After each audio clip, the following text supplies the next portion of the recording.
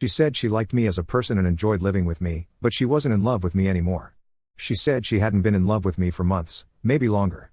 She said she wanted to be honest because she respected me too much to keep pretending.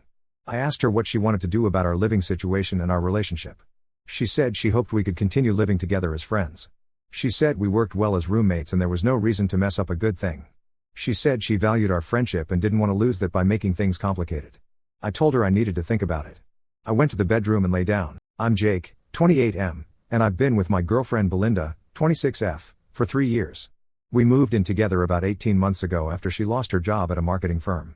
I work as a software engineer at a tech company downtown, and I make decent money. Belinda has been doing freelance graphic design work since then, but it's pretty inconsistent income. Let me give you some background about our relationship. When we first started dating, Belinda was this incredibly independent woman. She had her own apartment, paid all her bills, and never asked me for anything. That's actually what attracted me to her initially. She seemed like she had her life together. But things changed gradually after she moved in. At first, she was contributing to rent and utilities from her savings. Then her freelance work started drying up around the time COVID hit. I told her not to worry about it and that I could cover everything until she got back on her feet. What I thought would be a temporary arrangement turned into something permanent. I started taking care of everything. I paid the rent, utilities, groceries, car insurance for both our cars, and even her phone bill. I added her to my family plan because it was cheaper than her individual plan. I handled all the household maintenance, fixed things when they broke, did most of the cleaning, and managed our social calendar. When we went out with friends, I picked up the tab. When we went on vacation, I paid for flights, hotels, and meals.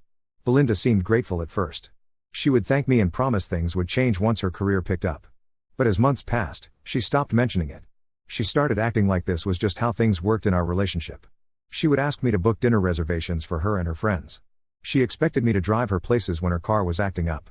She would make plans for us without consulting me, assuming I would handle the logistics and expenses. Belinda wasn't being brave or honest.